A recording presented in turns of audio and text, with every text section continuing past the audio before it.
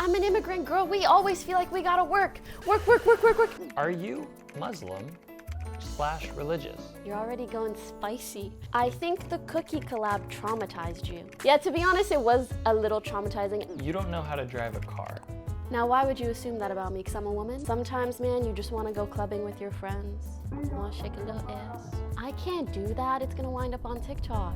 Hi, everyone. Welcome back to my channel. It's been a minute, and today I have a very special video. It is one that I haven't done in a while, both a sit-down video, and it's also an assumptions about me video. It's interesting because I've been making content for so many years that as I've grown older, I feel like your guys' assumptions and impressions of me have changed, and also new people come and find my channel, so I want to answer what you guys are wondering.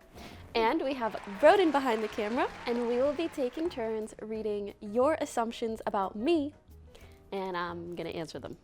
Hopefully, not if they're crazy. They're probably gonna be crazy.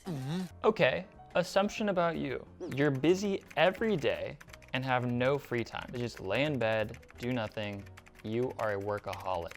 You guys can't see, but he pointed the finger at me. I felt a bit of shame, I won't lie. You kind of right. But let me clarify. It's not that I have no time to lay in bed. It's that if I laid in bed and did nothing, I would just have so much productivity anxiety. I did not wish to be built this way or born this way. I'm an immigrant girl. We always feel like we gotta work. And also, I'm so lucky to be my own boss as a content creator and doing what I do. So technically, I do have the time to do nothing because I could just schedule my own day and decide to do nothing. But then when I do that, I end up filling my time with random other things. Creativity workshops, talking to people on my team, going out with someone. I'm just someone who loves to be doing stuff. Though, I have realized being a workaholic is not a good thing, and I've gotten so much better at managing it. So instead, I let myself be a do-aholic.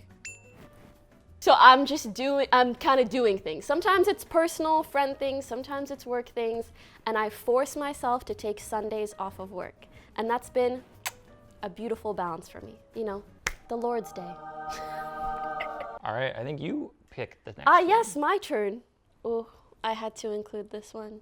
You'd move to Paris in a heartbeat if the opportunity presented itself. Je voulais vraiment répondre quelque chose en français aussi. Les Parisiens, vous savez que je vous adore. I also wanted to pick this one, not just because French part of the audience might be wondering. All of my friends are wondering too. Every time I come back from Paris, everyone's like, are you moving? And I'm like, what do you mean, guys? Is everything good? It's like, are you moving? Are you moving right now? Please, just let us know. Let's take a breather, everyone. Like, you're looking at like French villas out there, huh? Legit. Honestly, I am super open to moving to Paris, but it's because for the last couple of years, I just have been very open to living elsewhere. That's not just LA, because as you guys know, I was born in Morocco, I lived most of my life in Canada, and then I moved to LA for the majority of my 20s. But I'm like, I don't know if I'm meant to be here forever. I want to have an arc or an era where I'm elsewhere. Actually, two of the top contenders are New York and Paris. If there was a good enough opportunity, I just need some friends who will go with me, or a husband. But like, I think it's easier to move than to get a husband. Right. Maybe I'll just go for a season. Like 3 months. Yes, maybe. Maybe yes. Are you Muslim/religious? Oh my God, you're already going spicy. Right at the beginning, it's crazy. Give him something right at the beginning, yeah. All right, I think if you've watched my content long enough, you've probably pieced together like, I'm a pretty spiritual person, I do believe in God.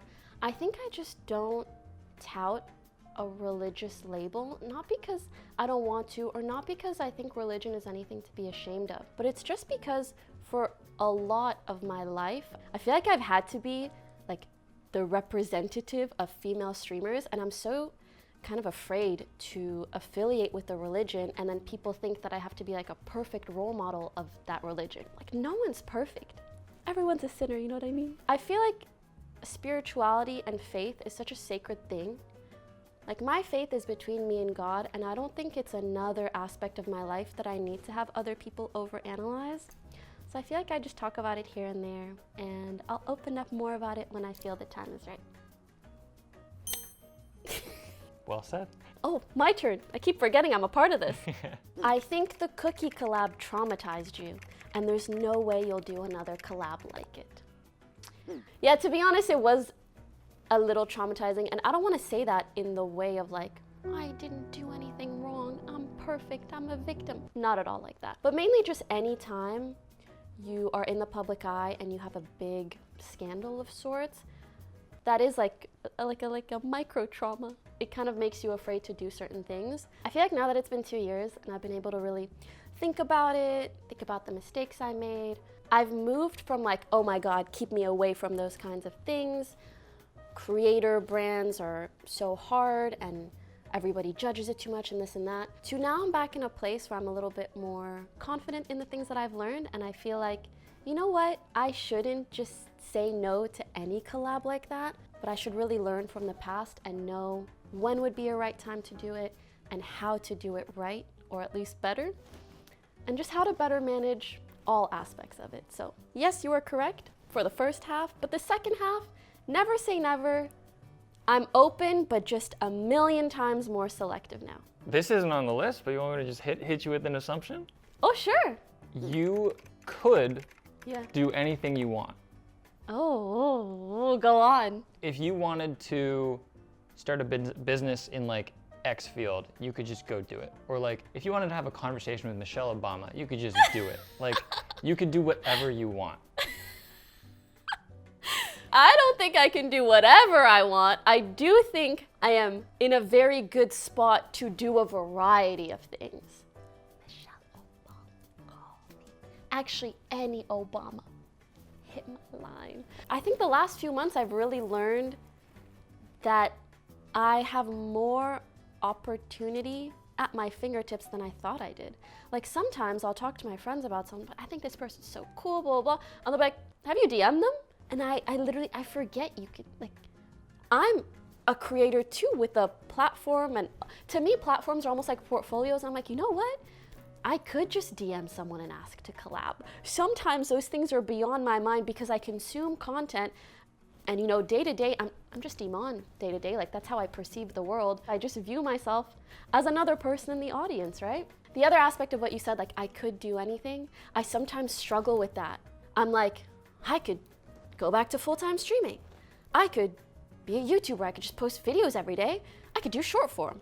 I could do interviews. I could do this. I could do that. And sometimes I get stuck in wanting to do so many different things. And also mentally, I get stuck in envisioning a future where I'm focusing on any one of these things because I find them all so interesting. Being a jack of all trades has its upsides and downsides. Anyways, I don't even know how to answer that assumption, to be honest. I could do a lot of different things.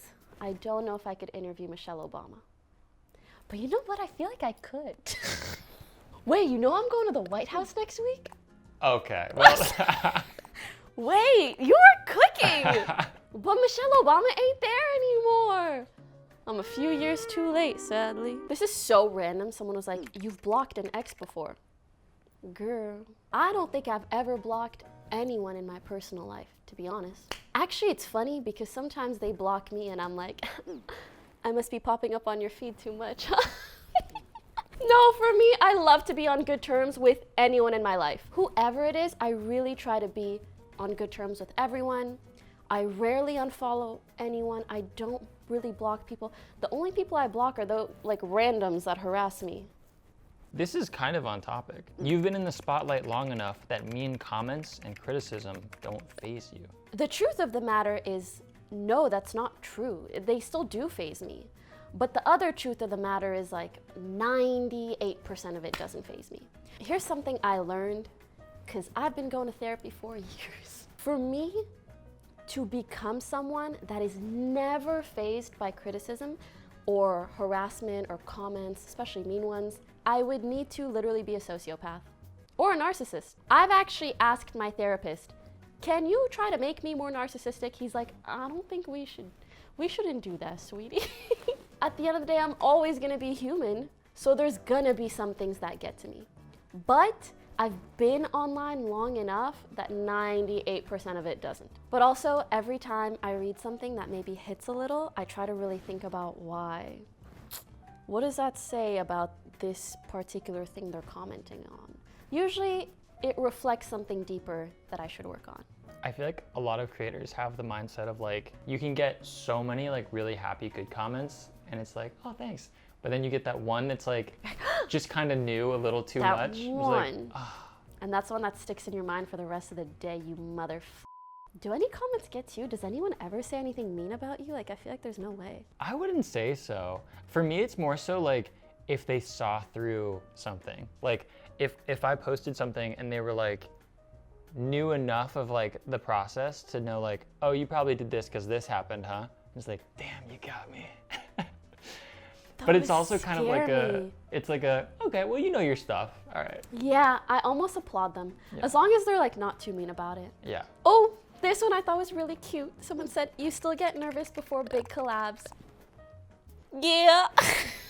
Actually, recently, I've been taking nervousness as a sign that I'm doing something that I really want to do or that I'm really excited about. I feel like nerves is just one step away from excitement, like pure, genuine excitement. Short, good answer. Yes, and I love it. And I think if you're nervous about something, maybe that means you should go towards it and that it's a step in the right direction, yeah. This is an assumption that I have. You don't know how to drive a car. Now, why would you assume that about me? Because I'm a woman? No, I think it's because I've just always seen you it's 'cause in I'm a woman. Ubers and like never. Do you own a car? That's a we're you learning a even lot about own a Broden here. car? This video actually isn't about me. Assumptions I have about you, huh? Why did I even ask? Yeah, no, I can't drive. Okay, hear me out though. It's not that I can't drive. Like I could, like put me in a car my life depended on it.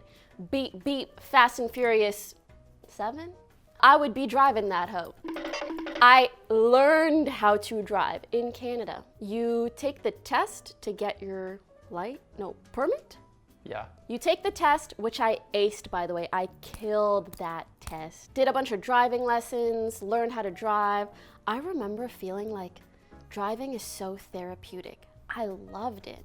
But also, I lived in a small town, roads were kind of empty, so chill. And then I took my test, passed, by the way, that's right. You thought I was gonna say I didn't pass, and that's why I can't drive? No, got my license, but in Canada, your license is called like a G1, and that expires after a couple years.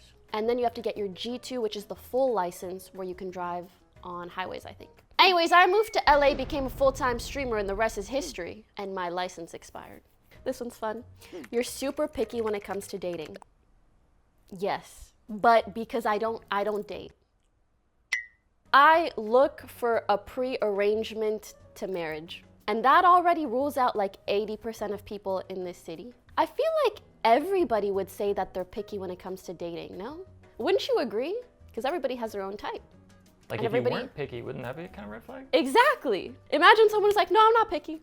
Anyone will do. Well, actually, I've met a few of those. We gotta cut the tape. I'm not picky in terms of like what someone does or honestly how someone looks. Like I don't have a picky type in that regard, but I'm picky in marriage first. My lifestyle's pretty particular. I'm not super into nightlife and a lot of people more so are, which is fine, but it's more so, you know, I want someone whose lifestyle is similar to mine and who has similar goals. What about you, Broden? You picky? Oh, I'm picky. Actually, it's so true. Broden is one of the few people in our friend group where I'm like, wait, like, you're such a worthwhile candidate in terms of dating, but you don't be dating much. Okay, so I'm picking this one because I've considered this as well. For yourself? For myself. Oh, okay. You wish you could have your anonymity back. Oh my God, there have been moments where I feel that way. I wouldn't say it's my overwhelming sentiment in regards to what I do, because to be honest, if someone comes up to me in public, I'm like, yippee, hello, la-di-da-da-da. Thank God I'm an extrovert. I think if I was really introverted, then the answer would be like super yes, but for me, I just have moments like that. For example, when I wanna go out looking bummy, then I'm like, fuck, if someone recognizes me, then they're gonna take a photo and I'm gonna look fugly. You know what I mean? This was more back in the day, but like sometimes I'll legit just be on a walk and I've had literally like a 13-year-old boy on a skateboard skate by me and go, Pokimane! Like, and literally it'll be like a jump scare. What? Sometimes, man, you just want to go clubbing with your friends. You want to shake a little ass. I can't do that. It's going to wind up on TikTok. Maybe that would be fun, actually. No, I guess for me personally, the upsides are worth the lack of anonymity. I love what I do. I feel very lucky.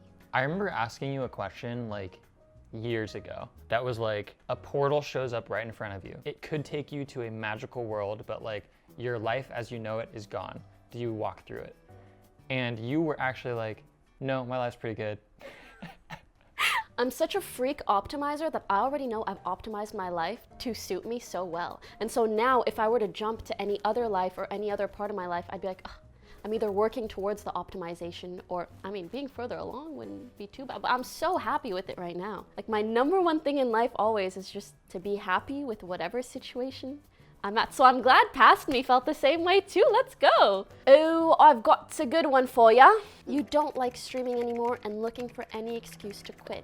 And then they added 3 heartbroken emojis, which like, wow, I felt those. But happy to report, a completely incorrect assumption. Like actually could not be further from the truth. Funnily enough, I actually feel like the less that I stream, the more that I like streaming, because then it makes it so that every single time that I stream, it's something that I really want to do and I really, really enjoy. And I think as long as I keep a healthy relationship with it, I'm not forcing myself, I'm not doing things I don't want, that's actually what makes it stay as something that I like to do. Also, I've had some new friends in my life, and sometimes I've either like brought them on stream or they'll be at my place while I'm streaming, things like that. And a common thread amongst all of them is they say, like if they overhear me streaming or they hang out with me after stream, they're like, wait, I feel like you were having a lot of fun. And sometimes it like shocks me. I'm like, wait, you're right, I was having fun. Wait, I do really like to do that, huh? I love streaming and I feel so lucky to do it whenever I want and to just be in a place in life where I feel comfortable in all forms of content, doing what I want when I want. This one's a special celebrity question. Way. We have a shout out. Yep. So this is an assumption from our little friend disguised Toast. You have lots of close friends, but don't have a best friend. That would have been a great assumption 2 years ago. Let me tell you why. It's so true. For all of my life, as I've explained, like I'm so extroverted, I want to be friends with everyone, and when I become friends with someone, I am so fascinated by every aspect of them. Tell me about your childhood traumas. Tell me about what you like or dislike. What are your hobbies? How do you feel about money, about work, about this, about that? Like, I feel like I love to truly embrace all aspects of someone, and I just find human beings so interesting. So I get really, really close to people. But he's right. I've really had trouble in my life having one best friend, like one person that you text every day or you text very frequently. I'll have phases where I'm closer to one person, but I've never felt like you are my one best friend. And I think the reason why is because I always had a little bit of trouble feeling like I belong. And the reason for that is my identity, I think. Sorry, that sounds kooky. What I mean by identity is, you know, I'm a Moroccan, Middle Eastern, Arab person who was born there, who grew up in Canada, who speaks these different languages. Culturally, in terms of morals and values, I would sometimes overlap with some people, but I never felt like close, and I couldn't explain why. And for my whole life, I thought it was a me problem. I'm like, girl, maybe you just weird in the brain. Why, you know? And that's why you're not that close. Over the last year, I have gotten so incredibly close to this girl named Fauzia, and I feel like, yeah, over the last year, we've become like not just best friends, but like sisters. She's also Moroccan. She also grew up in Canada. She also studied engineering. She also moved to LA. We just have so much in common. We feel like two peas in a pod. And she's the first person that I'm like, oh my God, like, you can be my like best friend, or like I feel like you're my best friend, like my sister. So anyways, Toast is very correct, but I'm so happy to report that might not be the case anymore. I would say I'm similar to you in that the way you described it, of like having kind of phases or chapters of like With being people? really close with someone, Yeah. that feels like more akin to me. Mm-hmm. This is such like a non-answer. I would say I have like a couple best friends. Exactly. Yeah. I've always been like that. Yeah. I have 6 to 7 best friends. Yeah, exactly. There are people in your life you would have cut out already by now if it weren't for their value to your career. Actually, reading this, I was like, yes, you're totally correct. I kind of don't even have shame in saying that because I've learned why that's the case. I think over time, and you know, we have so many friends in the industry, I think it's such a big deal sometimes to cut a friendship or a work relationship just because you don't get along with someone or because you don't like them. And oftentimes, even the whole like fallout or public perception aspect of that isn't even worth it. But I've also found myself sometimes forgiving people too much just because we might be in proximity when it comes to work relationships.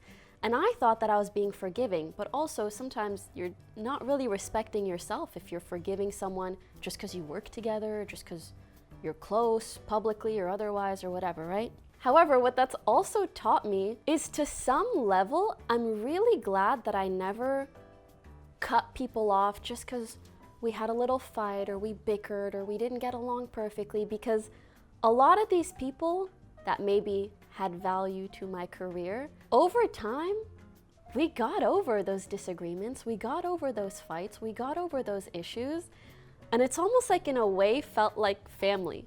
Like, you know, you might fight with your family, but you're connected in some way, so you kind of can't just cut them out. But then long term, you're like, wait, this is someone who's been there for me for years, I've been there for them for years, and there's a lot of value in those relationships too, and it teaches you that you don't have to cut a friendship off because of one issue. That's something you might move past and then wind up being way better friends down the line. So it served as a really good lesson. And you are correct though. There are some people that if over time I'm like, oh, we keep having issues, those people at this point in my life, girl, bye. But if it's a small thing, we kind of work together, sometimes you let it slide. You're rich and make millions a month. But it actually was in French. Tu es riche et tu gagnes des millions par mois. Damn, that kind of sounds better in French, huh? Gagner des millions par mois. For starters, no. I actually don't know if I've ever made millions in a month. I am very lucky to be quite financially stable, but that's because, you know, I've been making content so long, and a lot of those years I spent just saving. And so over time it accumulated. But it was never like that much in a month, and especially not now. I really tried to get into a headspace, especially, you know, as an immigrant, so much of my life was like, I need to prove myself, I need to make money, I need to pay off my parents for their sacrifices, I need to pay for them, take care of them. That was my attitude for so long, and that's why I saved for so long and tried to work really hard. But I really had to undo a little bit of that wiring, because then you feel like money is such a scarce thing, it's something to chase after. And I feel like money is an incredible and important resource, but I think it's not a good master. Like, it's not a good thing to be a slave to, it's not a good thing to chase mindlessly. So now that I've saved up a fair bit, the mindless chasing of accumulating wealth, that's not my purpose, or that's not what excites me. So I just focus on like doing enough sponsorships or making enough money to pay for my employees, pay for the things that I want to do, things like that, as opposed to, I need to make millions in a month. That's crazy. That's very hard. Obviously admirable, but yeah, that's sadly never been the case for me. Never say never in the future, who knows? But I'm not that level now. Thank you guys so much for watching. I hope you enjoyed. If you did, make sure to like the video. Let me know in the comments if you think I should do another one, or if you have any assumptions that you have about me now that you know more about me. We didn't even go through half the questions, so genuinely, if you guys are interested enough in another, I'm so down to do it. And thank you so much, Broden, for helping me do it. Thanks for having me. Thank you. Wait, is there anything you want to shout out? I'm on the spot. Down below. Yeah. Yeah. Okay, yeah, Yeah, right, go listen right, to Temple right. of. New Hell EP yeah. out. Hell yeah. Thank you guys so much. I'll see you in the next one. Bisous. Bye.